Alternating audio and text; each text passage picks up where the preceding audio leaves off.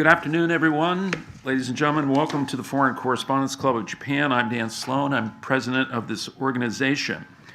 Our guest today, Ambassador Sergiy Korsunsky of Ukraine, speaks to us on the 1,000th day of war in Ukraine, just shortly after Japanese Foreign Minister Takeshi Iwata met both President Zelensky on November 16th and his foreign minister counterpart. Both sides expressed grave concerns about the deployment of North Korean troops to Russia in its war in Ukraine and other developments going on. Iwata was the first Ishiba cabinet member to visit Ukraine, and he said Japan would continue to stand by the nation in the conflict, while both ministers agreed on security policy dialogues between senior foreign and defense officials ahead. On the battlefield, Russia is building up troops on the southern front while stepping up aerial bombardments of the country. Since Russia's invasion in February 2022, concern has been growing about continued U.S. commitment to Ukraine, particularly with the election of Donald Trump as president. President Joe Biden, meanwhile, has given the green light for Ukraine to use long-range missiles supplied by the U.S. If needed to strike inside Russia. This move had been ruled out until now.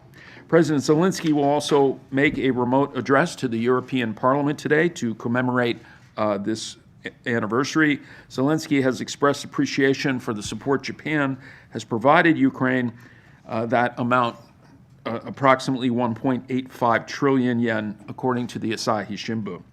The latest assistance from the Japanese government consists of electrical equipment. These will help Ukraine through the cold winter months coming. Power shortages are also feared. These items, including 32 generators, will be given to the cities of Kharkiv and Odessa through the UN Development Program and JICA. Ukraine has lost about 60% of its power generation capacity due to Russian attacks on infrastructure's facilities so far. We are honored to welcome the ambassador today. He is obviously aware of the recent visit by the foreign minister and is going to be taking your comments on the relationship with Japan. He's been here for four years so far, and steps ahead as we get into the winter months and we see a new presidency in the United States. With no further ado, Ambassador Korsunsky. Thank you, Dan. Before I start my speech, I would like to express my deep gratitude to Media Corp of Japan for comprehensive coverage of events in Ukraine for all those 1,000 days. We see no less attention and in bringing news what is going on, and those news almost 100% real journalism, and that's very important for us.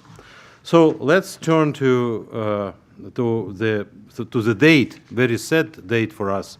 But on the other hand, if you remember, he in this room, former ambassador of Russia, was saying this war is not going to happen. Then it happened. Then it was not a war. It was 3 days special operations, which lasted 1,000 days, and we fight. And we continue to fight, we will continue to fight, and we will win. But let me give you some figures, because what is going on in Ukraine, this is something never seen in the world's history. We can estimate 12,000 missiles which Russia used against Ukraine, 33,000 guided aerial bombs, more than so that means almost 4,000 per month. We have tens of thousands of civilians killed or disappeared, and we cannot calculate the exact number because of huge part of our territory in the east occupied. So we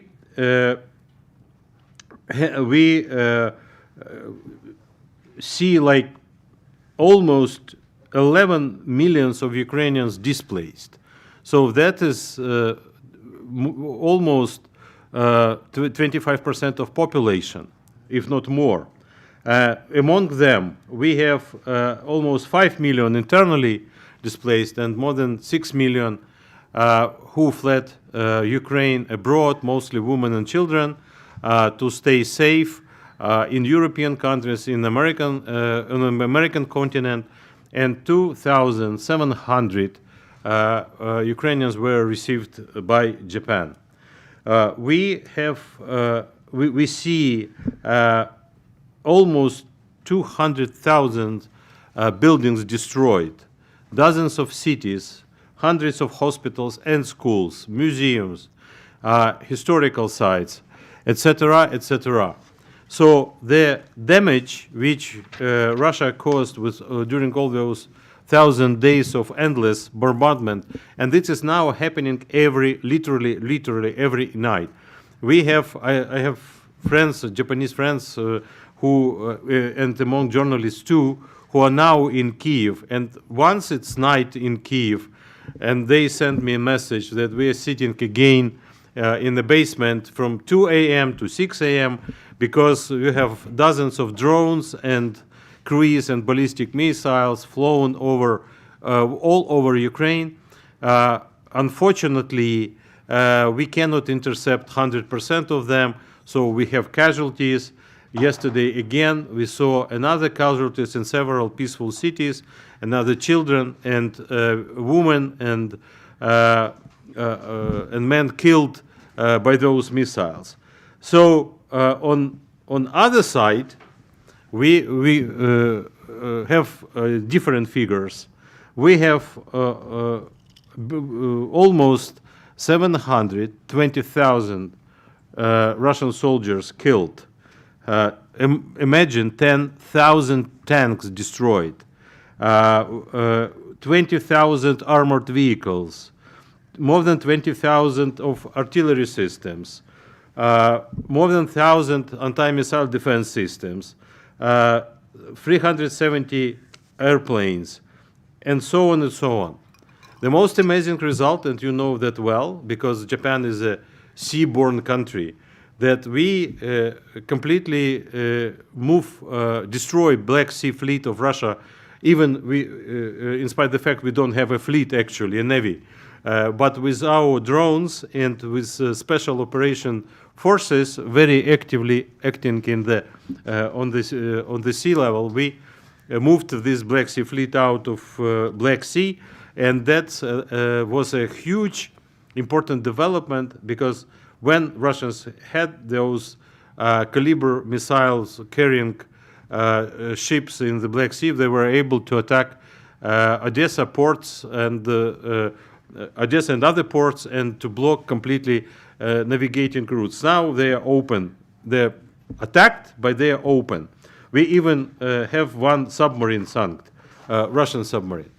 And all those events which are continuous, the fighting is continuous. I mean, nothing stops them, neither weather or political development. Every day we have another attack, another Russian troops are moving towards Sergiy, called the Donetsk region of Ukraine.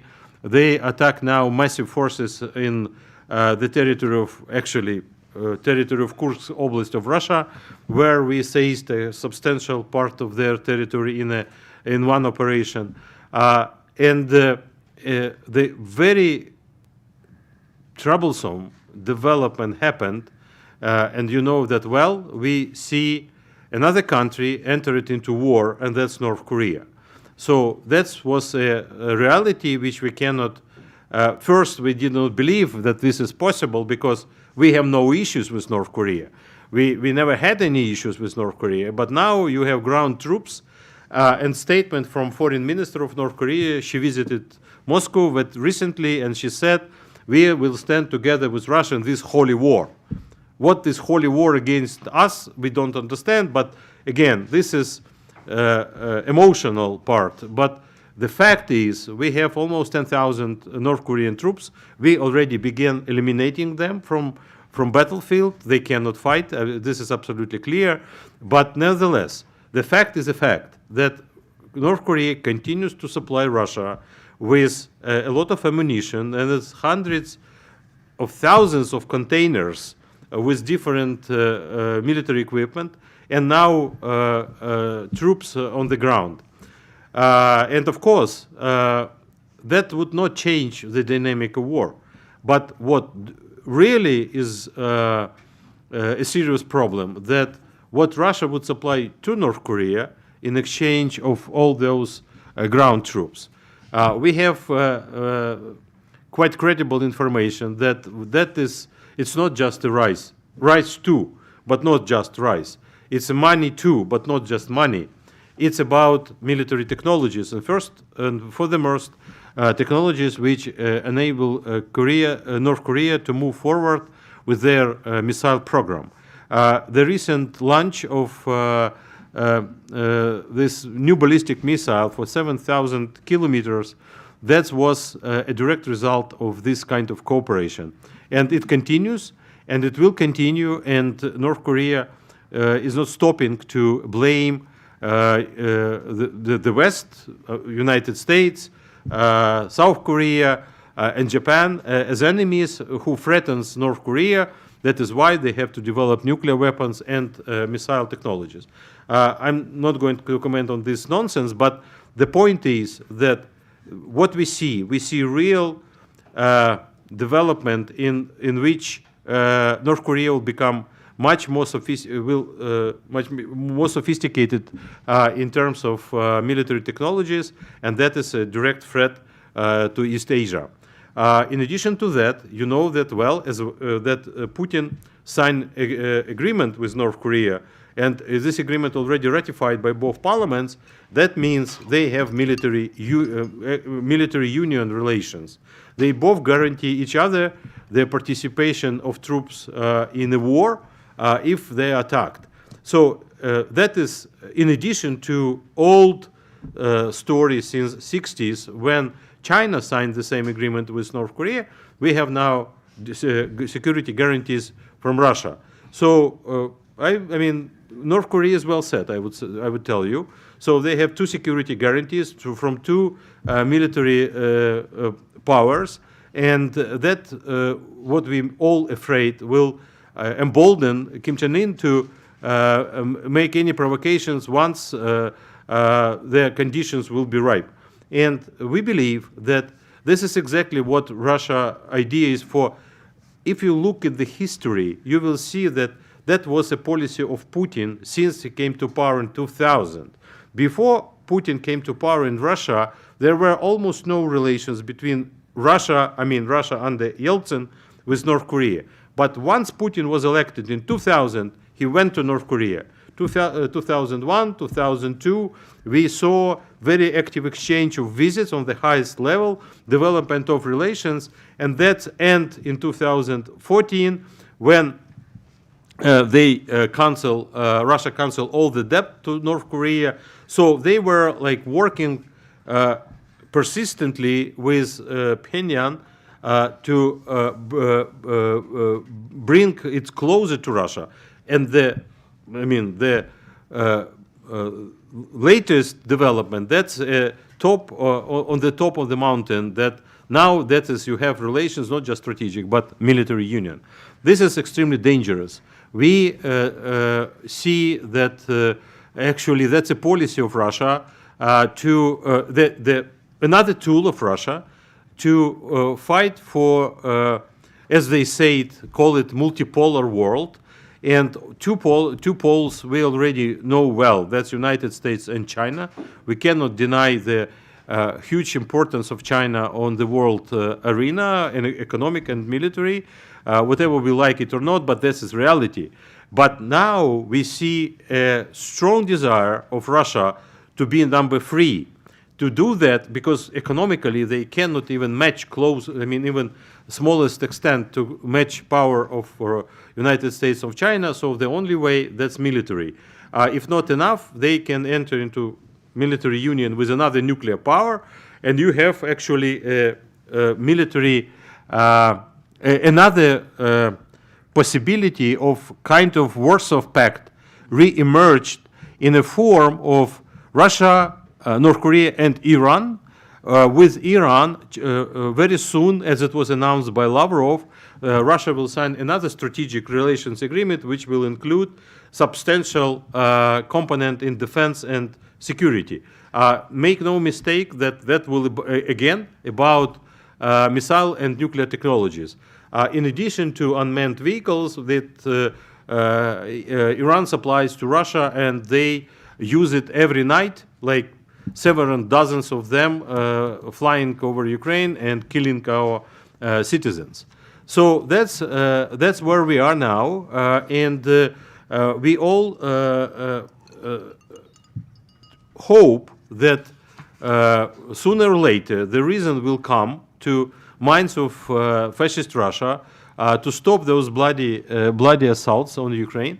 But for now, we have to fight. We continue to fight. This is very important. I would like to stress, because there are some publications that, Ukraine has already agreed to give up territories in exchange for something. No way.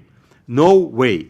All the recent polls conducted in Ukraine says that absolute majority of Ukrainians against any territorial concession to Russia, and we put forward our peace plan.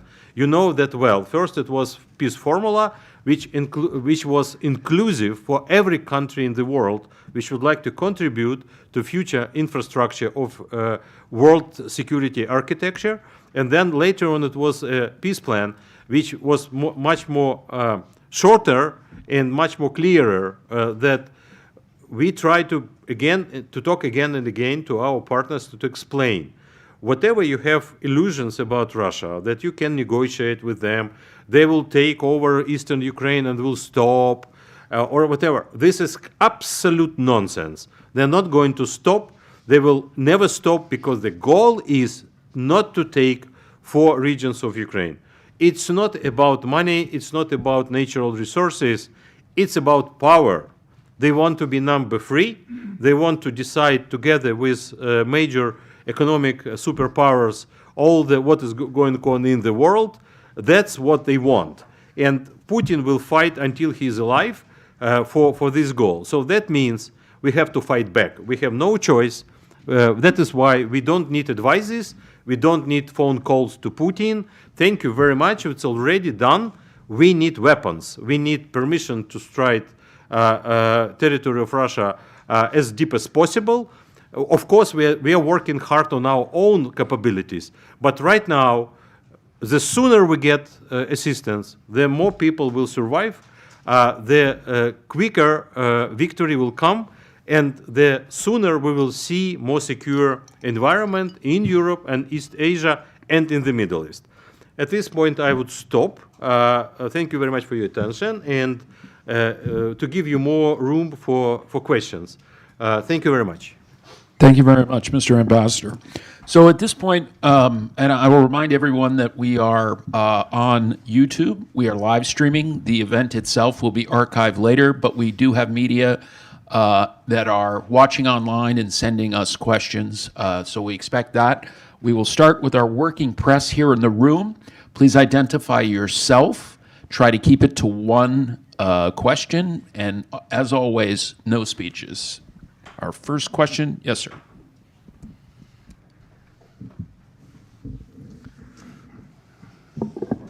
Takuya Nishimura, freelance journalist. Thank you very much for today. How the participation of North Korea in the front line of Ukraine war is affecting your military operation in the ground field, and how do you think Japan can do to disrupt the relationship, military cooperation between North Korea and Russia? Thank you very much. In terms of quality of military units which North Korea sent in support of Russian troops, we do not have any serious trouble. They are not able to fight. What they do, they spend more times on porno sites, because first time ever they got access to the internet, and they try to feed themselves because, deficiency of food, so rather than training. And they don't understand Russian, so they do not communicate. So that's what we know, and what we see. This is a kind of it's not a problem for us from military point of view, but definitely it's a problem from point of view that not just soldiers, there are officers, there are advisors, and there are those from North Korea who are not that easy to find and to fight. They are learning from modern technologies, and it is not occasionally, and it's direct connection that very recently Kim Chen-in announced that they have to begin production of drones, so unmanned vehicles. I mean, it's not surprising because they saw what the drones can do, that this war is actually a war of drones in a very substantial part, and he began to do that. So now I ask you a question. Imagine that instead of balloons with bad things they send to South Korea, if they have drones flying around, to South Korea. This is a huge problem. This is really, but that's direct results. We never heard before that they have this technology. Now they saw it, and those officers, more senior people, they are studying how to use. So this is big danger. And if now we can't imagine what kind of mentality Kim Chen-in can employ in this war.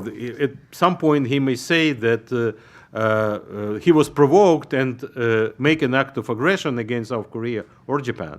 And the question is whether the response will be adequate and to protect people and to reciprocate. We don't know that. What Japan can do? Japan is already doing. It's not just can do. You know it, and we're sure that it is even much more deeper when it is reported to the press that there are very comprehensive discussions with South Korea and the United States about what could be done from military perspective, what kind of additional weapons, additional capabilities must be deployed and where to increase protection of territory of Japan, which is vulnerable, and of course even much more vulnerable South Korea, to keep population secure. On the other hand, we of course will see, I'm sure, some action on political level, sanctions, discussions with other partners like China. This is a very important player. You know that China is now, position of China, with respect to this development that North Korean troops fighting with Russia in Ukraine, it's like, it's not our business. We are not involved. We are for peace. We urge every part to stay in peace, to sit up and to negotiate. But being a guarantor of security to North Korea, it is hardly to believe that Beijing is just that easy, withdrew itself from the story. We know that if China wants, they can talk to North Korea and can influence decisions of Kim Chen-in. The question is whether they see that in the most interest of China. It depends on dialogue with the United States. We all understand that. So the meeting of Xi Jinping with President Biden happened in Peru. So we will see the future development. The question is that the months which will follow December and January, they will be most unpredictable in developments because no one knows what to expect from administration of Biden. You know, we see now developments. They finally allow us to use longer range missiles. Maybe there will be another positive developments. And then we have to see yet faces. Now those people are just nominated. We must see administration of President Trump and his policy formulated. We know that it is hard to predict what will happen. But I'm sure that whatever will be happening in Washington, it is absolutely necessary for all of us and for Japan and South Korea. This is paramount importance to continue dialogue with the United States. United States is the only power right now who can really influence decisions of those peace breakers in the region. Thank you. Next question? If not, I'm going to go ahead and, yes, sir? Yeah, George.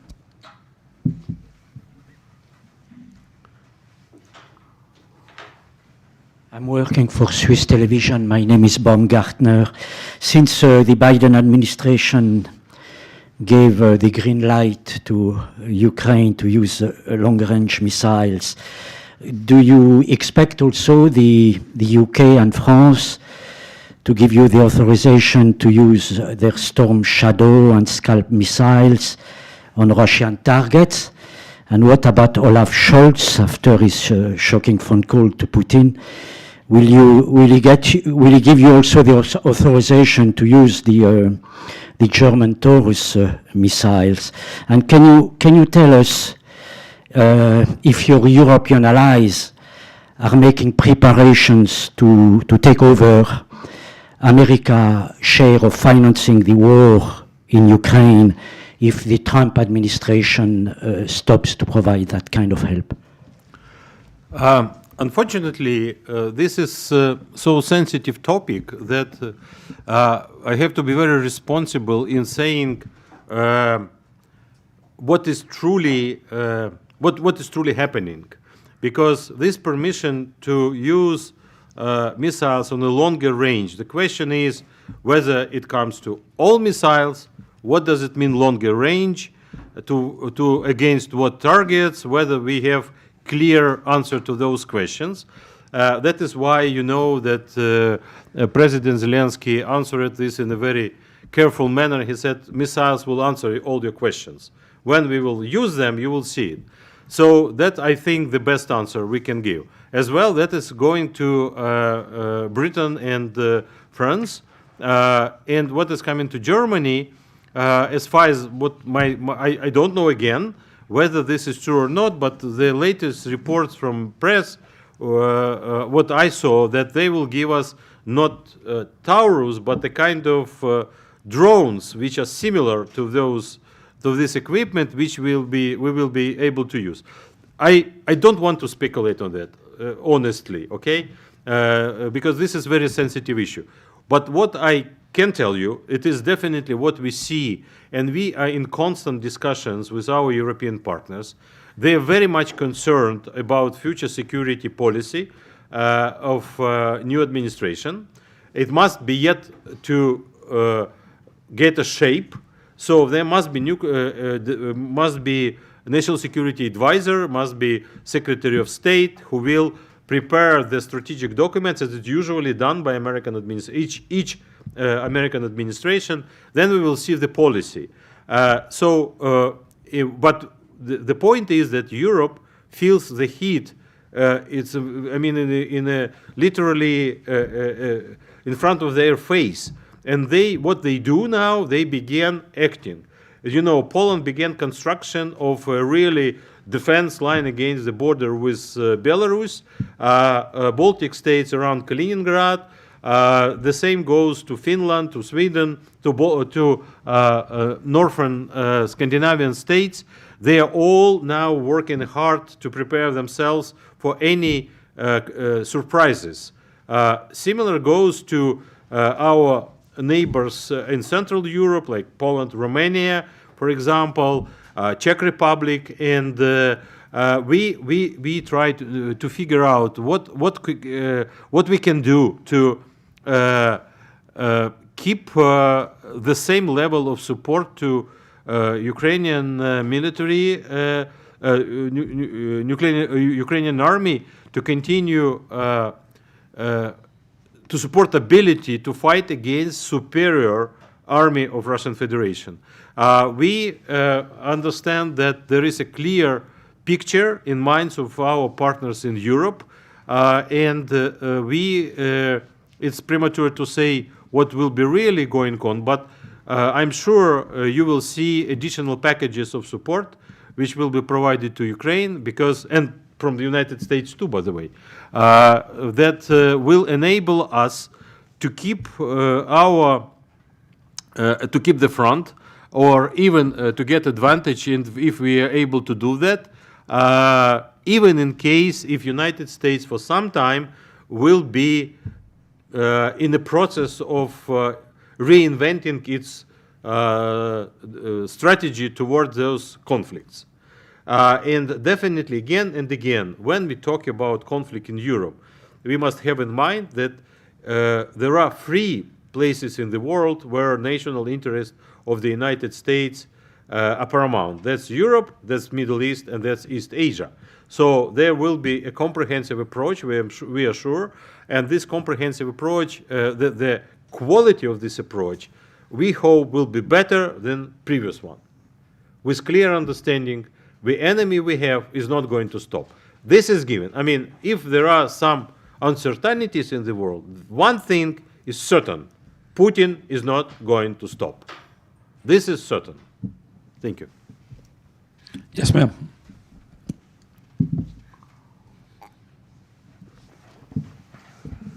Thank you very much, Ambassador. I'm Mayo Izuka from Nippon Television. You mentioned a little bit before, in November, former President Trump was elected to the US president. And what was your first reaction to that, and what would you expect will happen in the next few weeks or month? And also, as the situation is getting unpredictable, what would you expect from Japan?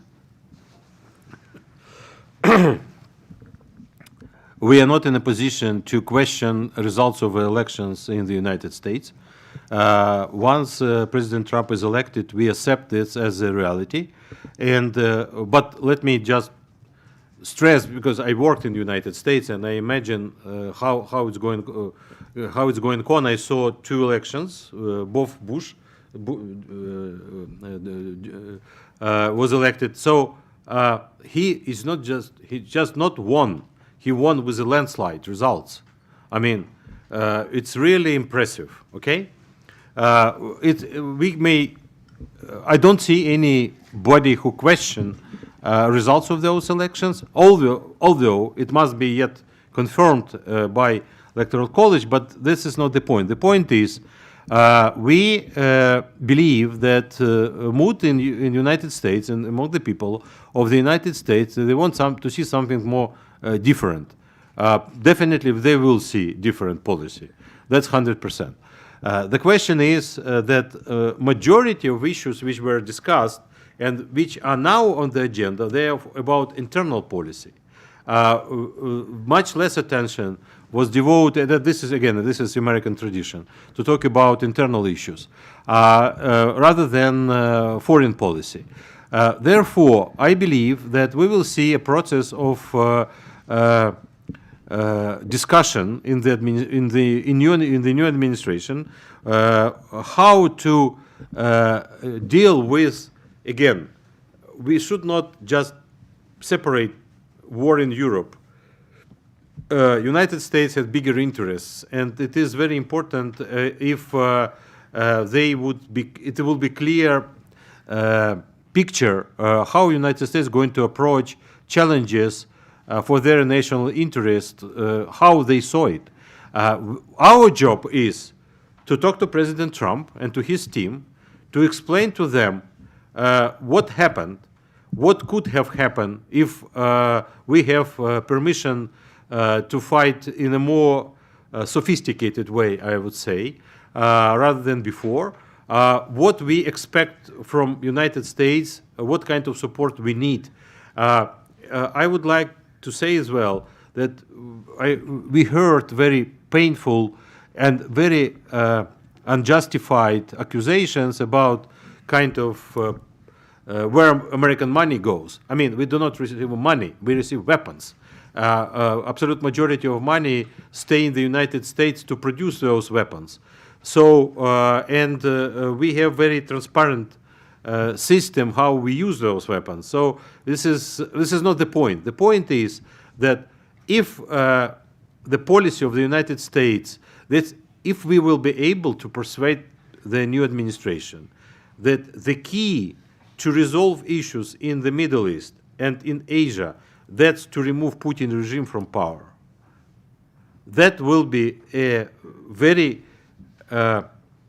efficient solution to the problems, because that's where you see the source of instability all the time. The whole history of Soviet Union and Russia, that was about wars. Local wars, global wars, proxy wars, open, whatever you say, but endless wars. And it must be very clear that without support from Putin, North Korea would not be that bold enough to destroy all lines of communication with South and to say, now it's our enemy number one. Without his influence, North Korea will not be able to develop those missiles and nuclear programs. The same goes to Iran. So that's the source of problems. If we remove this regime from power, if Russia is normal, we will see a completely different picture. So that is something, I mean, definitely there will be other countries and other forces to try to talk to administration and try to influence decisions. We understand that.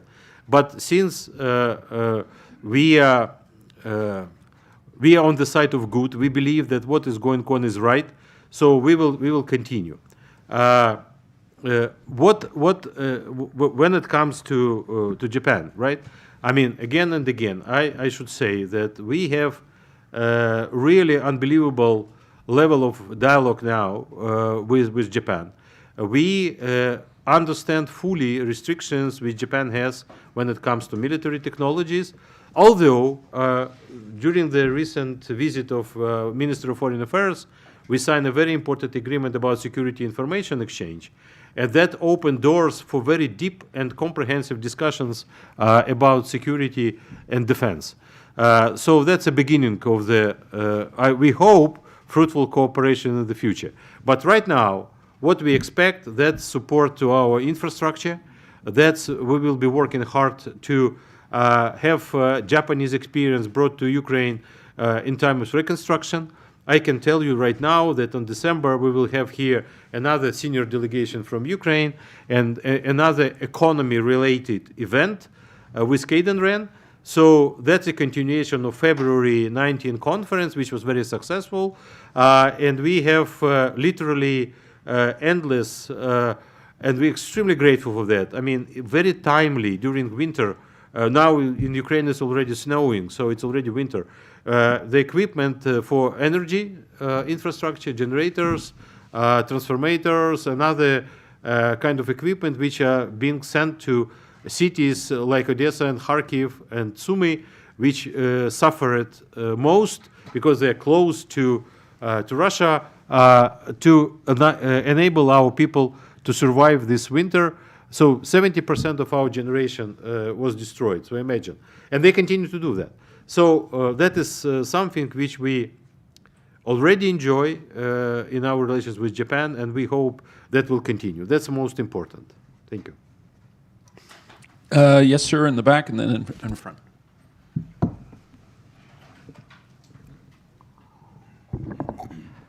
Thank you, Ambassador, for the opportunity. I'm Takumi Kobayashi from Nikkei newspaper, and my question is about the importance of attacking targets in the Russian territory. So you have mentioned that you are hoping that countries will allow Ukraine to attack targets in the Russian territory, but could you elaborate on the importance of doing that, and also if you have any challenges that you're facing from attacks which are based in on the Russian territory? Could you explain that as well? Please? Thank you. When we talk about attacking Russian territory, what does it mean? I mean, very correct question.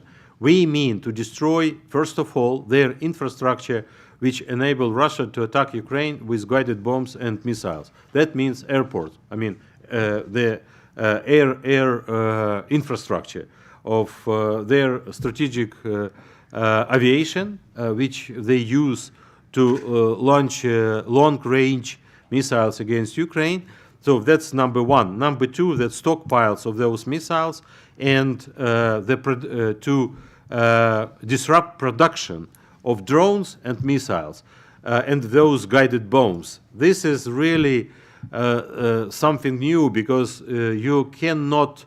It's very difficult to intercept guided bombs. I mean, if even missiles, for example, during this latest attack, when they attacked Ukraine 2 days ago, 120 missiles, F-16, which we were waiting for so long, they were extremely effective. One F-16 in one flight can destroy 4 even more cruise missiles. This is extremely effective use of those weapons.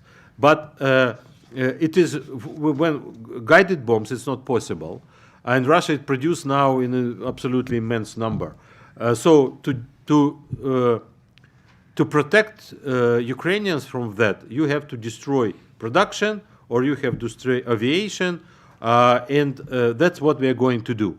We are not going to attack Khimki or any other residential area. We are not like Russians. That's what they do in Kharkiv, attacking Saltivka. But that's a paramount importance. We do not have any trouble. We have only the trouble, the distance, because even 300 miles would not be enough, probably. Some of them, they have for 2,000 kilometers.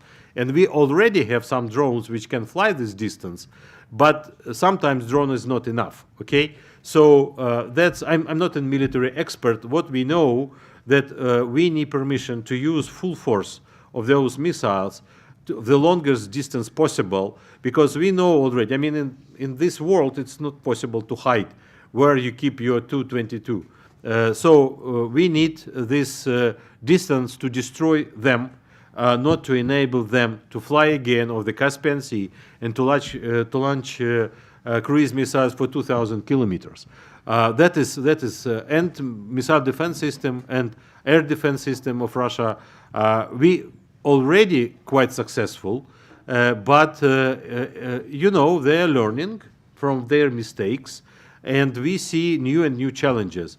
We need to keep the pace in technology employed to catch them. So that means the more tools you have, the better you equipped, okay? And each time you have to choose, you use this tool or that tool. And our military cannot, I mean, if you fight with a very sophisticated fighter with one hand back, it's one thing. With two hands back, it's another thing. So we need free hands to do whatever we will be choosing to do. But again, let me reassure you, we are talking about military targets.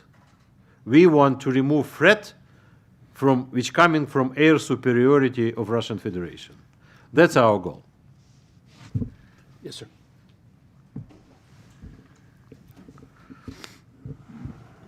My name is Kanehira. Nice to meet you again, Ambassador. I have a question about the North Korean soldiers. You said, I would like to reconfirm, you said 1,000 North Korean soldier was sent. 10,000. 10,000. 10,000. 10,000. At this point, your estimate is 10,000 soldiers were sent to the in your territory or border area. Yes. Okay. 10,000. Yeah. I have some information about my source. A great deal, not much number of the North Korean construction worker to send Donbas area. Did you confirm that kind of information? Oh, I heard about it, but I cannot confirm. But, you know, this is an old tradition that North Korean labor force works in Russia. This is a story for decades. They work in Russia in Far East. Sometimes they send them to different areas, like just, I mean, to produce some food or to construct. I heard that some workers were sent to Donbas, but I don't know figures, unfortunately. For military force, that was confirmed by several intelligence sources from different countries. So it likes, we believe it's well-established figure, around 10,000 people. But as I said, there are soldiers and there are some like officers and advisors who make a different job.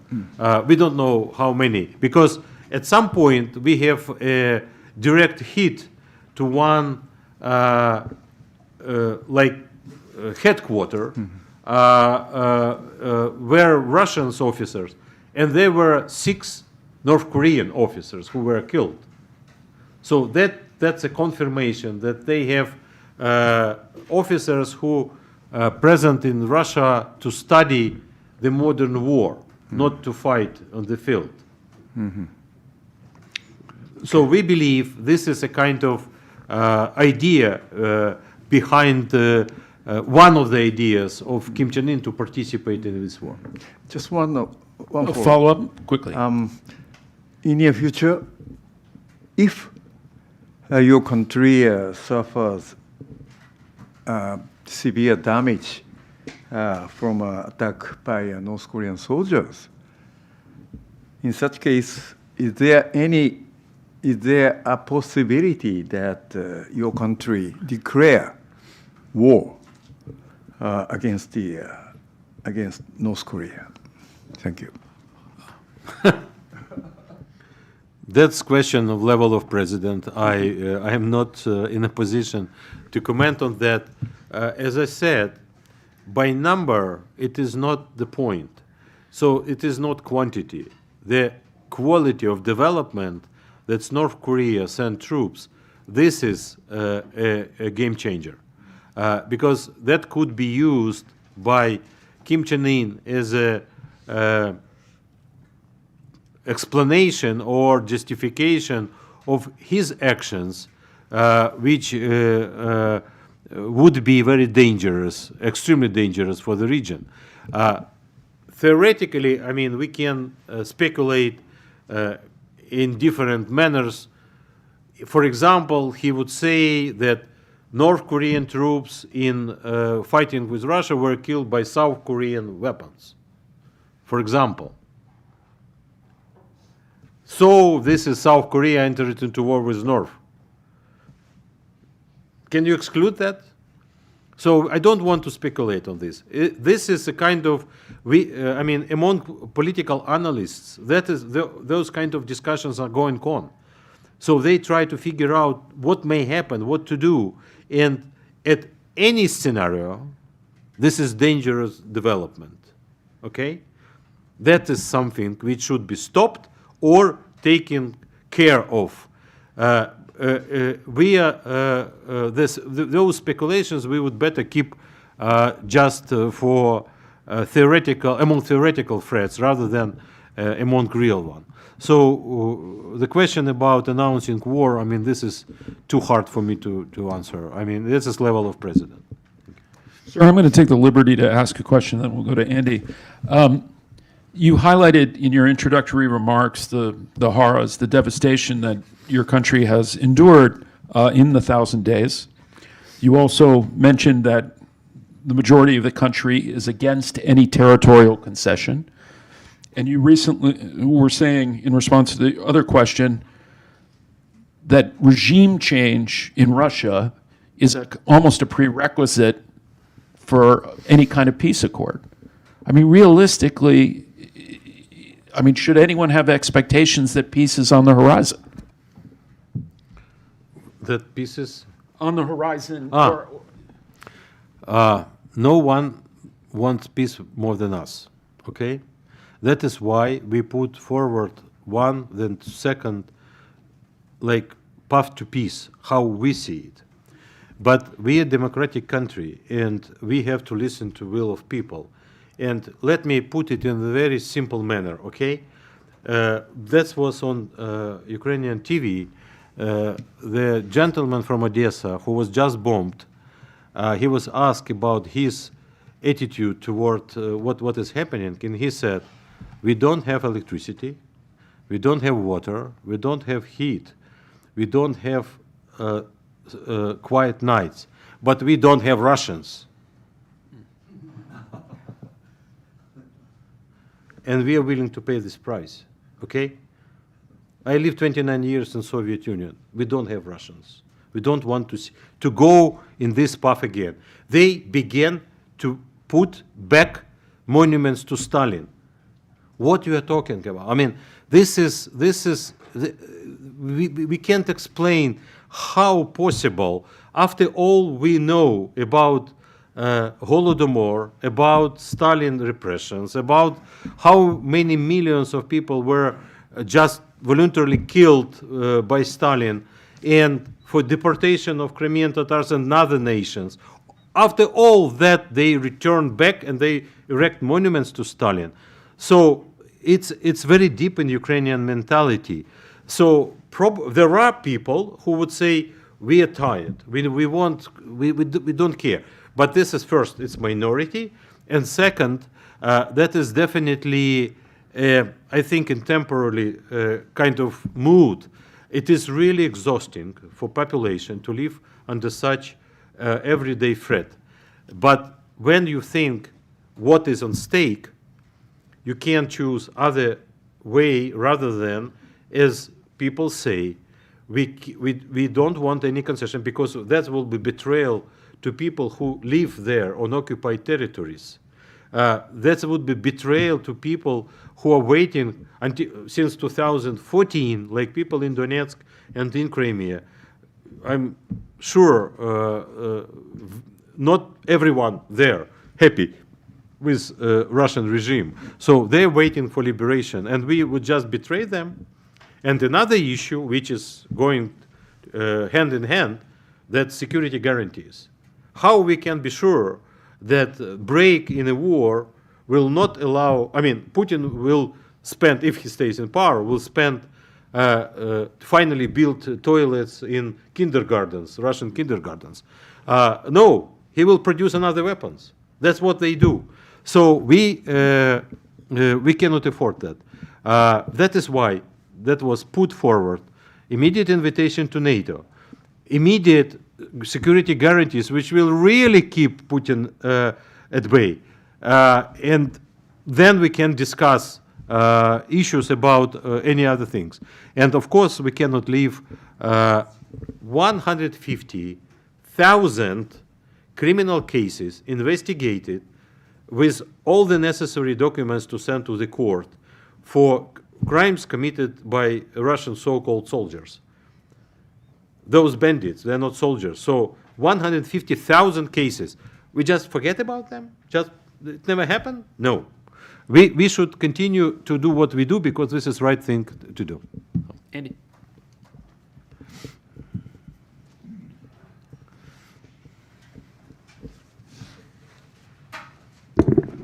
Hi there, Andy Sharp from Nikkei Asia. Very good to see you again, and also kind of sad to see you have to come here again and talk about the war.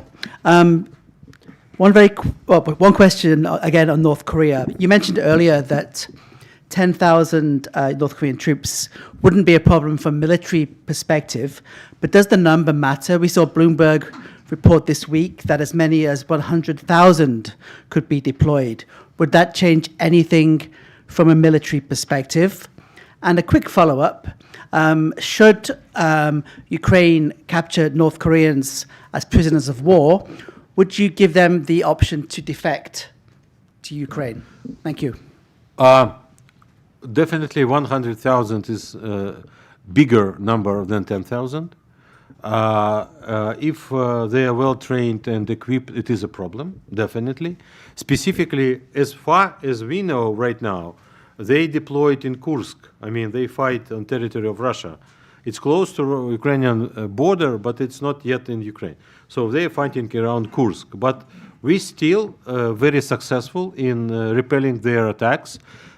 So for now, I never heard that this North Korean contingent made the difference in fighting capacity of Russian troops. 100,000, that's a completely different story. That's a huge number, and that's definitely response definitely will be absolutely in other terms. But I don't have an answer to your second question because it's a, well, actually, there is a Korean community in Ukraine. In South Ukraine, I remember since I was a kid in Mykolaiv Oblast and Kherson Oblast, they were doing agriculture and they were Koreans. We all knew they are Koreans. And they lived peacefully and without any problems in Ukraine. So I don't know whether they part of trying to talk to them because of language, etc. I don't know. What I can tell you that we try to take care over our prisoners of war in accordance to international law. This is the official policy of the government, and it's maintained on the most strict possible terms. We don't want to be accused or look like those barbarians from the East. I'm not sure what we do with North Korean prisoners of war. I just don't know. I think that every effort will be done to treat them with dignity. What kind of solution would be, I simply don't know. Sorry. Yes, ma'am. Final question today. Yep.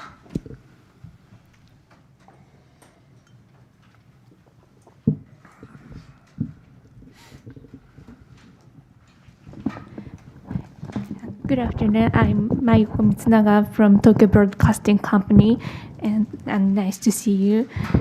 I have two questions about today's conference. First, as many are worrying, the next President Trump has an intimate relationship with Putin, and you say that you need to end the regime of Putin. And how do you concern about the two relationships? And based on that, what do you think the most needed action to sustain and enforce the two countries' relationship between Ukraine and the United States? Thank you. I don't know how to treat the word intimate relations with Putin. If you mean the recent broadcast of naked pictures of Melania Trump on Russian TV, that's a kind of intimate relations, I think, yeah. Look, we deal with a creature, I can't call him a human, which is absolutely outstanding in its abyss of his mind. This is Putin, okay? You can't have relations with him. You cannot. So, previous time, when it was 2016, and there were certain contacts and relations between President Trump and Putin, several meetings, some contacts between members of his family and administration. But that was long ago, okay? Time changed. Putin changed. Trump changed. So we do not believe that intimacy will be a factor in their relations. I think that's completely, I see it in a different manner. I think for Trump, challenge number one, that's China. That is the counter force, which is much stronger. Again, now China is much stronger than it was 2016. So you have to deal with this challenge first. And relations with Russia goes in pair with China, because for China, we believe that China has no intention to see war in East Asia. China wants to trade in East Asia. It's the biggest trade partner for everyone. It's a huge investor, and it's an important partner. So to ignite the war, which will destroy all the network of free trade agreements and bilateral agreements, for China, this is something which is not acceptable. At the same time, 750 billion trade with United States $230 billion surplus on China side. This is a trouble for Trump. He's businessman in his mentality. When he sees that it's disadvantage to the United States, he does what? He imposed tariffs. He said, no, we will improve the balance. So that is, it's completely different story. So I believe that Russia here comes, it's not the first priority. It is important priority, but not the first one. I think that relations with Russia will be much more sober, I would say, rather than previous, without any additional, illusions that you can easily deal with Putin. His messages, Chancellor Scholz called him, next day you have 120 missiles going to Ukraine. So he responds, just Trump was elected, you see broadcast, which is very offensive to First Lady. So that is the entity, this is the creature, how he behaves, how you can deal with him. It's not clear. So, second question, sorry? I think she said the state of U.S. ahead, U.S.-Ukraine. U.S.-Ukraine. We, luckily, we enjoyed bipartisan support in the Congress during all the years of Biden administration. It was logic of vision of Biden administration of controlled, not escalation, I don't know how to explain it, but not to give us the full force to use equipment we were provided by the United States. Sometimes we would receive those military support too late in too small amount. But generally, what we have seen, that was bipartisan support. We believe this bipartisan support will continue in the Congress. In the United States, it's extremely important what kind of position you have in the Congress. And our job to talk, to persuade, to explain, to show. So that's what we're going to do. It's a mammoth task. It's a huge problem to try to talk to many very to many members of Congress who are against assistance to Ukraine. But there are tools in our among our instruments how we can do that. So we will do that. We will continue to talk and to explain to everyone in the world that what we are doing is just. Okay? This is very simple. It's just. We fight against a supernatural entity, which are not real soldiers, who are not obey to law of war, that are not obeying to law of humanity. They violate every possible agreement. I have like 3 pages of agreements they violated, excluding 300 bilateral agreements with Russia. So they have zero, absolutely zero trust into international law. Is it the case for United States of America? We still have to check that. I believe even if Trump will try to widen restrictions imposed on his actions, that's what he likes to do. He likes have more wide corridor than previous president of the United States. If even he will try to do that, I'm sure it is not the case that he will be at liberty to destroy everything. This is not, in my vision, this is not what he wants to achieve. He definitely wants to see America great again. You can do that in many different ways. We will see which one he will choose. Thank you very much. All right, with that, we'll conclude today's press conference, again, on the 1,000th day of war in Ukraine. Sir, as you've experienced in the past, our club custom is to extend a one-year honorary membership, you. and we look forward to further updates ahead. Thank you very much. Thank you very much. Domo arigato. Thank you.